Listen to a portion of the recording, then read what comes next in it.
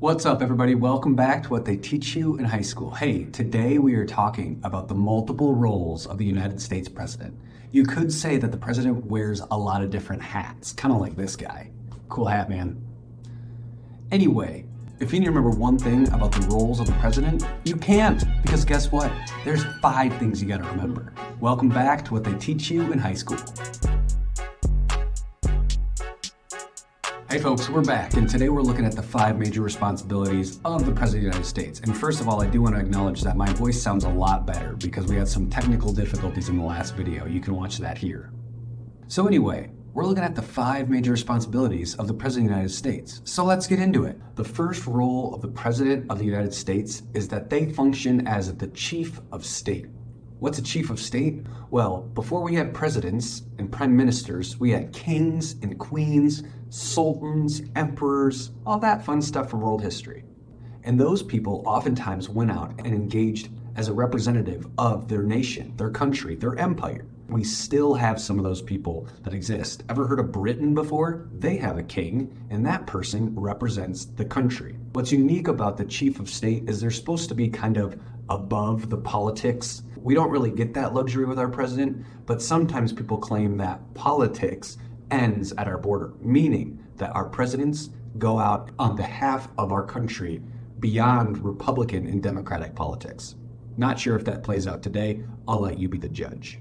The next responsibility of the President of the United States is they function as the chief executive. You ever heard of a CEO before? CEO stands for Chief Executive Officer, in the same way that our president functions as the head of the government if the government were just a big organization.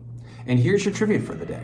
How many departments does the President of the United States oversee in their role as the chief executive of the United States government?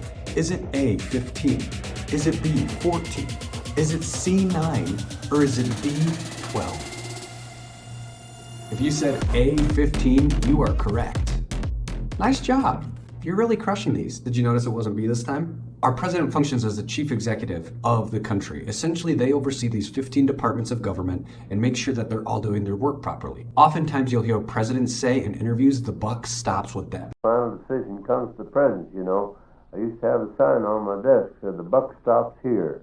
What they're saying is, I'm in charge of this organization, and therefore, if something happens within a department that creates a problem across the country, the president has some level of blame that they must accept, unless something actually bad happens, and then they typically do everything in their power to deflect the blame. It's a clever little trick they've mastered.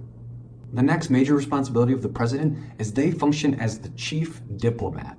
And diplomat comes from the word diplomacy. And you can either be engaged in diplomacy or you can be engaged in war. Therefore, diplomacy is just negotiations with other countries. And that's exactly what our president does as our chief diplomat, going abroad to interact with other countries to establish trade agreements and treaties.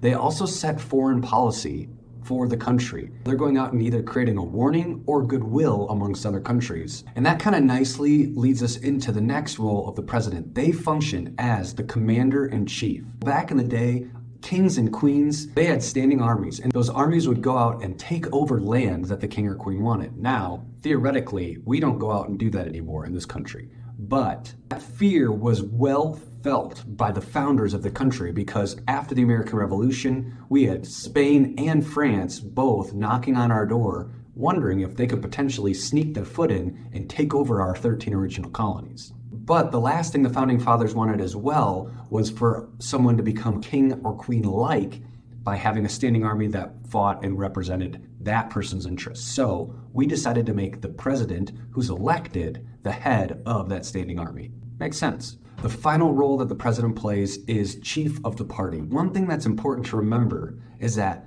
parties need politicians as much as politicians need parties. Think about it in your own life. Imagine if you were at a birthday party and suddenly you found out that the President of the United States was there. You'd probably get a little bit nervous.